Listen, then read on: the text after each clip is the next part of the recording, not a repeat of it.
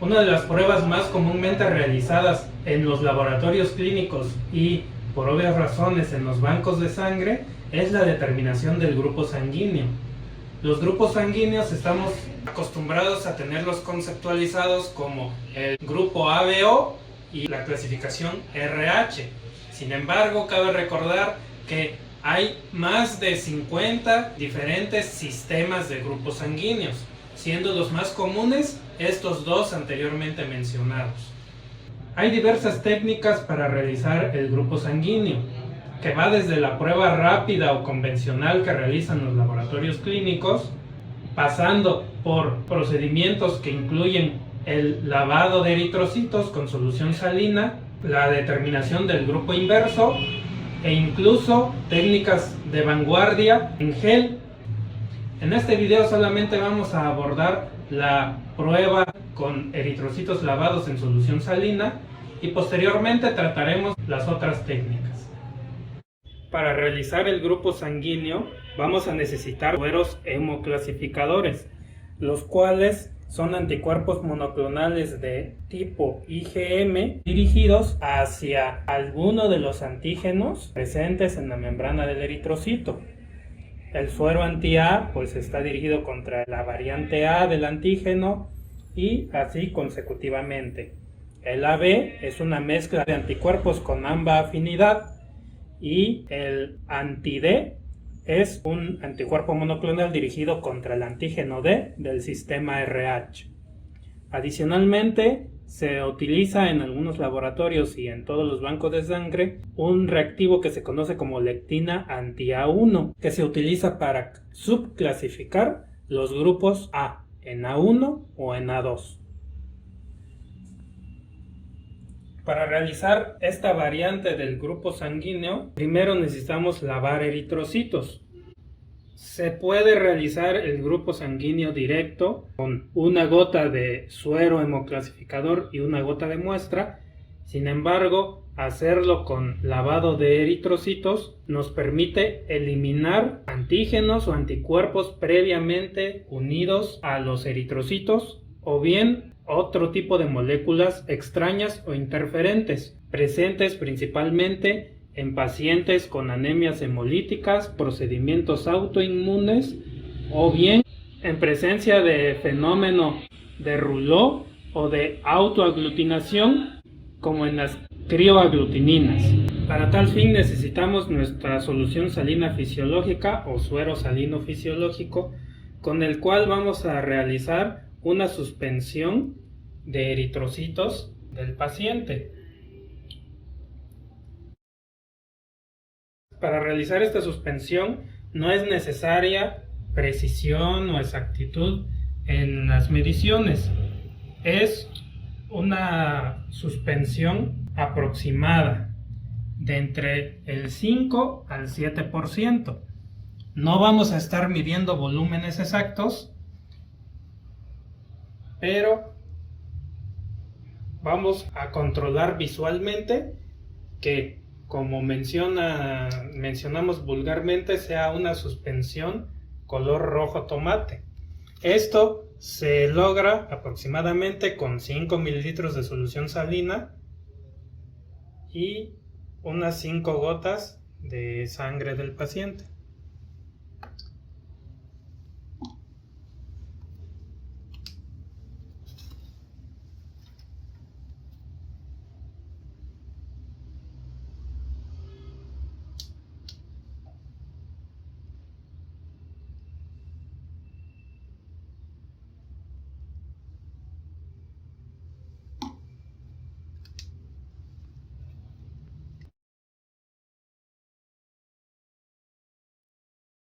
Una vez realizada la adición, se mezcla homogéneamente.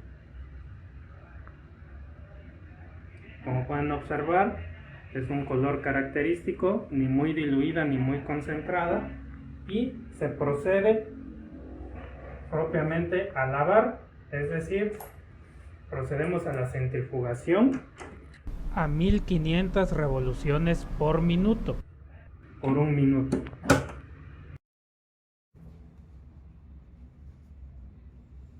Una vez terminado el minuto de centrifugación, obtenemos algo similar a como se muestra de este lado.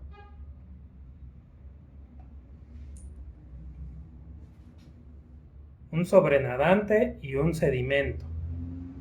Vamos a decantar el sobrenadante y el sedimento lo vamos a resuspender ligeramente.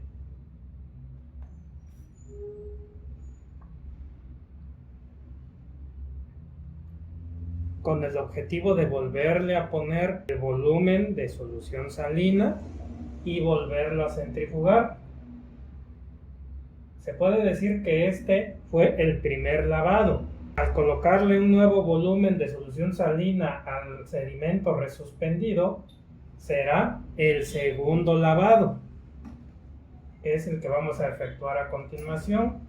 Otra centrifugación, 1500 revoluciones por un minuto. Y esto lo vamos a tener que hacer una tercera vez más para que los eritrocitos hayan sido lavados 3 veces. Al terminar el tercer lavado, de igual manera vamos a decantar los sobrenadantes, resuspender los sedimentos, volver a colocar solución salina, pero esta vez ya no metemos a centrifugar, sino que ya tenemos nuestra suspensión de eritrocitos de trabajo, con la cual vamos a realizar el grupo sanguíneo.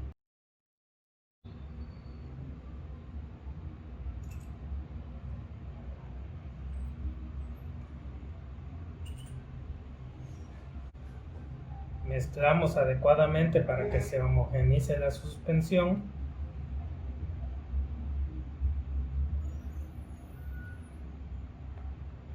Y ya tenemos enumerados 4 tubos con las siglas A, B, AB y D, correspondientes a cada uno de los antisueros. Entonces procedemos a colocar una gota de antisuero a su respectivo tubo. Obviamente uno para cada paciente. El orden estándar es este que les acabo de mostrar.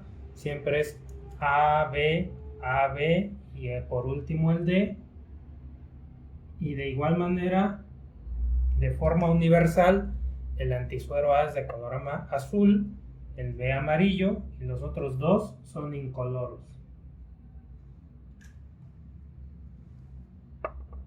Dejando abierta la posibilidad de que si alguno sale A, utilizar la leptina anti-A.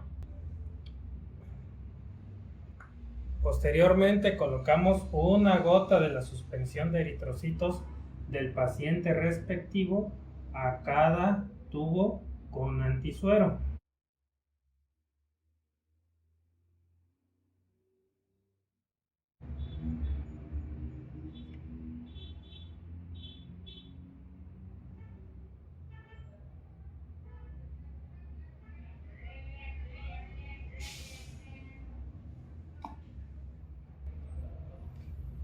Y esta mezcla se mete a centrifugar a 1000 revoluciones por un minuto. Para posteriormente ser leída e interpretado el resultado.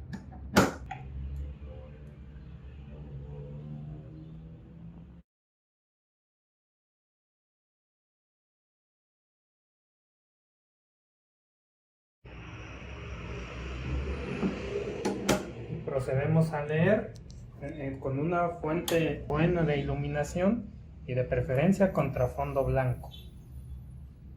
Un tubo recién sacado de la centrifugación, pues se observa un sedimento, por así decirlo, de eritrocito, pero conforme se va moviendo, se ve como que se disuelve completamente y no hay para nada presencia de aglutinación. En este caso, en el primer paciente, vamos a observar que con un ligero movimiento se disgrega todo el sedimento y se vuelve de manera uniforme. tanto en A como en B como en AB. Sin embargo, en el caso del D, como pueden observar, está formado un aglutinado franco, que aunque yo lo mueva, no lo puedo disolver. Esto significa presencia de aglutinación. En algunas instituciones manejan la clasificación por cruces. Esto correspondería a aglutinación 4 cruces, porque no se disgrega absolutamente nada.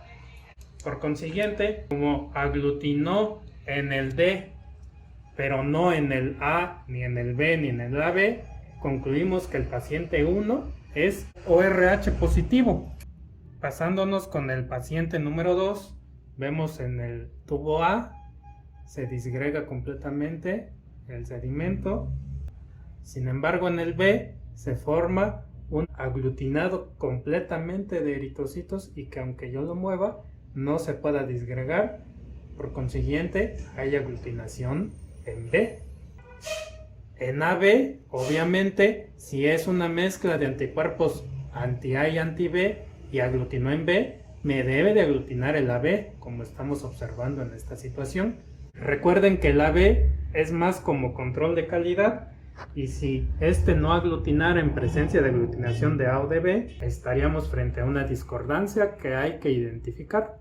De igual manera, el D aglutina completamente, no se disgrega, y por consiguiente, si aglutina el B, AB y D y no el A, quiere decir que el paciente es grupo B positivo.